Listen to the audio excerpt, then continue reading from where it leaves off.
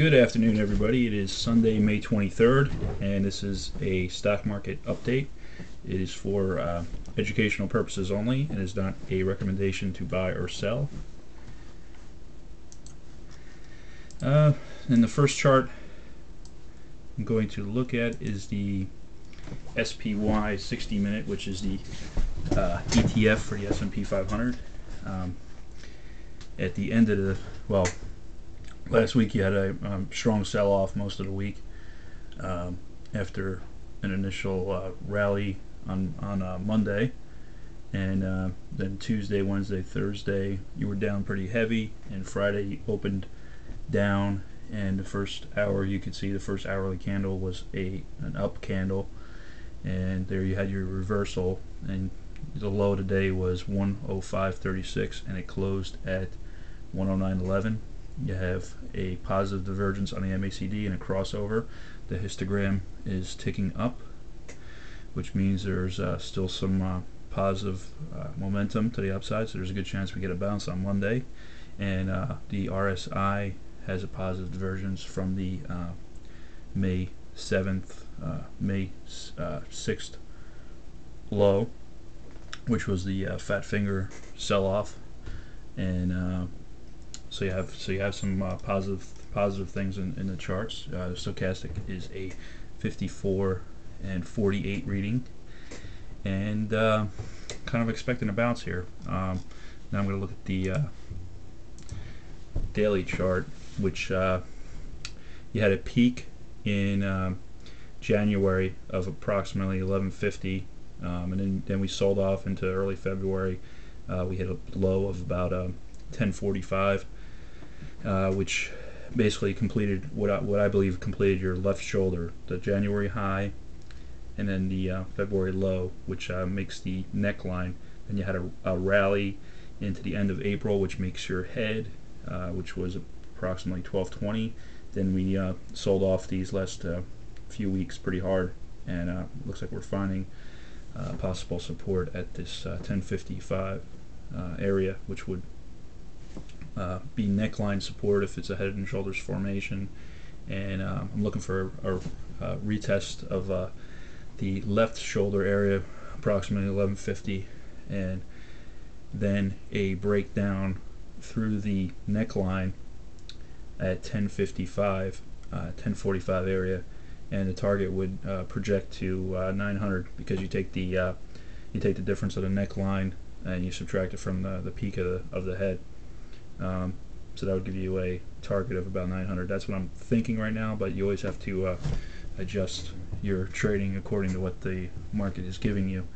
Right now it looks like there could be a bounce, and if you're short selling right now, you should probably really be watching the market closely, because you could be some big upside against you. We're pretty oversold, and you have some positive divergences that could pan out and send us considerably higher. You have the 18-day moving average, which is in blue, which is a lot higher. It's actually 1148, and you had a bearish cross underneath the 45-day, which is 1172, and the 18 is still above the 100-day, which is the green line, which is 1141.44. Basically, you could get, there's a few scenarios that could play out here. I'm expecting that there's going to be a head and shoulders formation to form, which means a rally to 1150, and then an eventual sell-off in the next couple months, which would take us below this 1050 area and into 900. There's another scenario where you can make new highs, and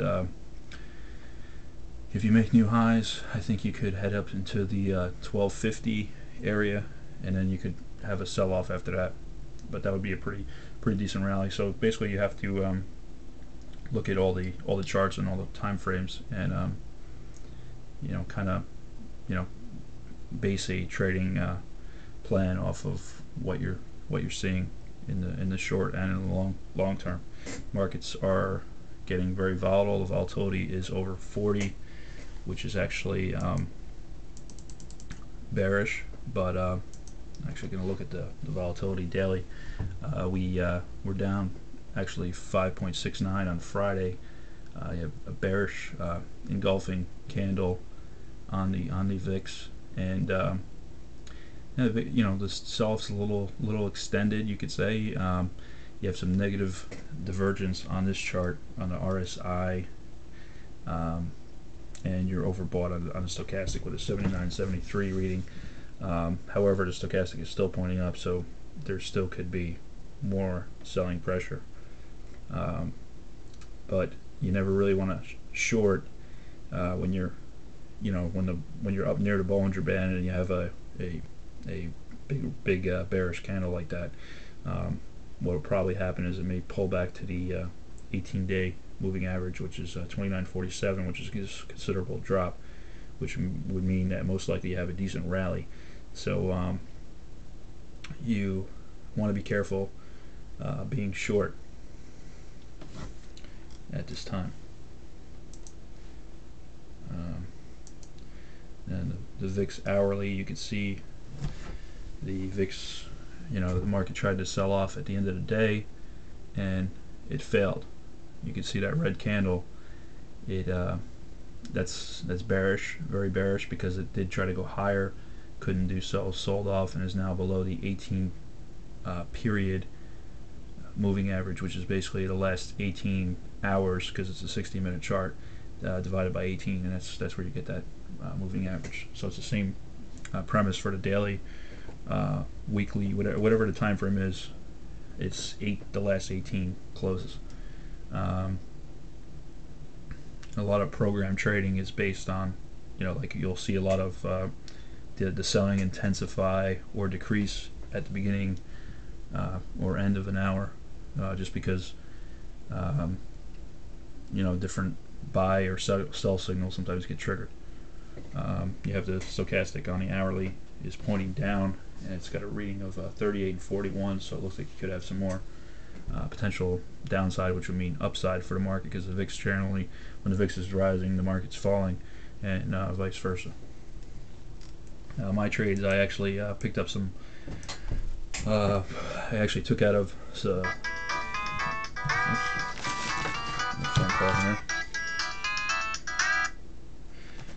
Well, actually took out of the SPY puts that I purchased around when the SPY was trading at approximately 121, and I went up holding them till Thursday when the market hit high 107s on the SPY, and I took out.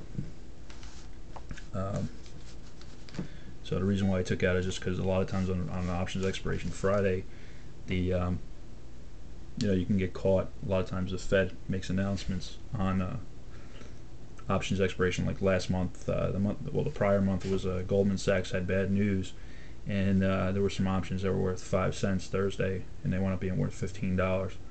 So you could have made a $1,000 investment could be worth a few $100,000. So you have sometimes you have these dramatic moves on options expiration for whatever reason, and you get these magnified effects because you got options expiring, and people get caught on the wrong side of the trade. So it kind of makes the move more intense than it otherwise would have been. So right now, on the SLV, which is a silver ETF, silver had an interesting week. I'm actually going to look at just the silver commodity contract, which is dollar signed and silver. Silver held up strong during this market sell-off. It's actually been rising, and I believe you got to sell off. You really got to sell off of like 2 or 3 days. Wednesday and Thursday it got hit really hard. It went from 19 on a close on Wednesday, and it fell to a little below 17.50 on Friday. So you had over $1.50 drop in 3 sessions, and meanwhile the market's been actually rising.